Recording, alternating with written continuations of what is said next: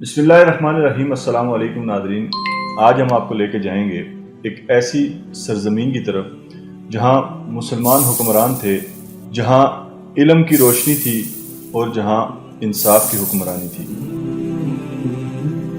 یہ وہ وقت تھا جب پورا یورپ تاریکی میں ڈوبا ہوا تھا، لیکن ایک مسلم جرنیل نے وہاں روشنی کا چراغ جلایا۔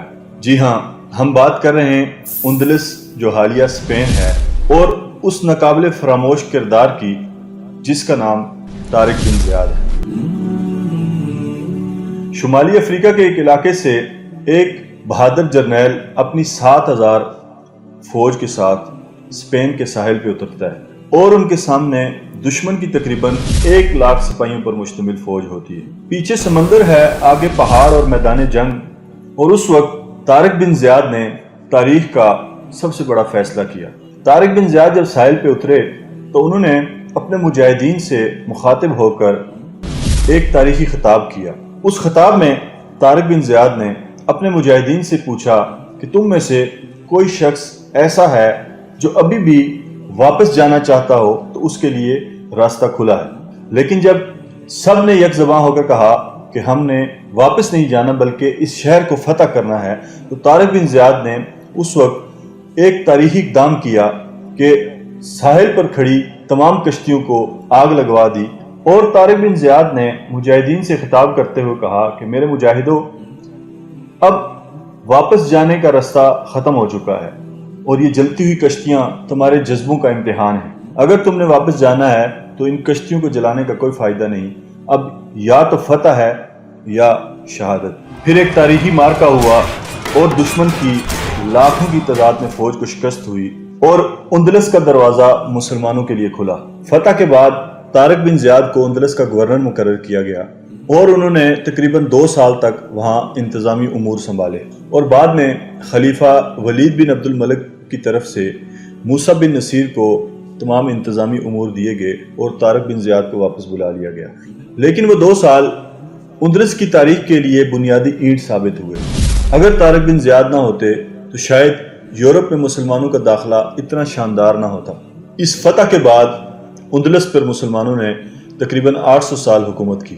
قرطبہ، غرناطہ، تلیطلہ، اشبیلیہ، یہ شہر علم، فن، طب، فلسفہ اور سائنس کے مراکز بنے۔ مسلمان حکمرانوں نے صرف تلوار نہیں چلائی بلکہ کتب خانے، ہاسپٹلز، یونیورسٹیز اور اس طرح بہت سے ترقیاتی کام بھی کیے۔ یورپ جہاں چراغ کی روشنی تک بھی نہ تھی، اس وقت قرطبہ میں رات کو سڑکیں روشن ہوا کرتی تھی۔ لیکن جب مسلمان آپس میں تقسیم ہو گئے، فرقوں میں بڑھ گئے، اقتدار کی جنگ میں پڑ گئے، تو وہی اندلس ہاتھ سے نکل گیا، اور بالآخر 1492 عیسوی میں آخری قلعہ غرناطہ بھی ہاتھوں سے نکل گیا، اور یوں مسلمانوں کا وہ سنہری دور اختتام پذیر ہوا۔ تاریخ ہمیں سکھاتی ہے کہ جب ایمان، علم اور اتحاد ساتھ ہو تو مسلمان یورپ کے دل میں بھی حکمرانی قائم کر لیتے ہیں۔ لیکن جب ہم فرقہ پرستی میں بڑھتے ہیں، آپس کے اختلافات میں پڑتے ہیں، دنیا پرستی اور بے عملی کو اپناتے ہیں، تو وہی سلطنت ریت کی دیوار بن جاتی ہے۔ طارق بن زیاد کی یہ جدوجہد ہمیں یہ سکھاتی ہے کہ اگر نیت صاف ہو اور اللہ پہ توکل ہو تو 7,000 کی فوج بھی 1,00,000 لوگوں کو ہرا سکتی ہے۔ ناظرین، اندلس وہ سرزمین جہاں قرآن کی تلاوت گونجتی تھی، جہاں راتوں کو علم کے چراغ روشن ہوتے تھے، اور جہاں انصاف اور امن کا بول بالا تھا، آج وہاں صرف کھنڈرات باقی ہیں۔ مساجد چرچ بن چکی ہیں، اور وہ آوازیں، وہ اذانیں صرف تاریخ کی کتابوں میں باقی رہ گئی ہیں۔ لیکن سوال یہ پیدا ہوتا ہے کہ کیا ہم دوبارہ طارق بن زیاد جیسے عزم والے با ایمان اور باغیرت لوگ پیدا کر سکتے ہیں؟ یاد رکھیں، تاریخ صرف پڑھنے کے لیے نہیں ہوتی بلکہ بنانے کے لیے ہوتی ہے۔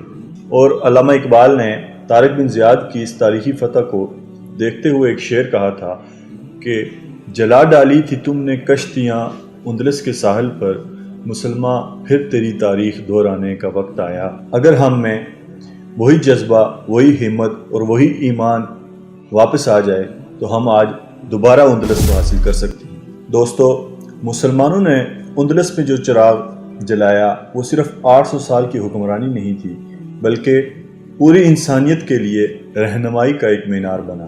ہم اپنی غلطیوں کے باعث محروم تو ضرور ہوئے، لیکن اگر آج بھی ہم علم، اتحاد اور تقوی کو اپنا لیں تو اللہ ایک بار پھر عزت اور قیادت دے سکتا ہے، کیونکہ قرآن آج بھی وہی ہے اور اللہ بھی وہی ہے۔ بس سوال یہ ہے کہ کیا ہم سب بھی وہی بننے کو تیار ہیں؟ اگر آپ کو ویڈیو پسند آئے تو لائک اور سبسکرائب ضرور کریں اور کومنٹس میں اپنی رائے کا اظہار ضرور کریں۔ اگلی ویڈیو تک اجازت دیں۔ اللہ حافظ۔ سماعت چینل، آواز وہ جو آپ سننا چاہتے ہیں۔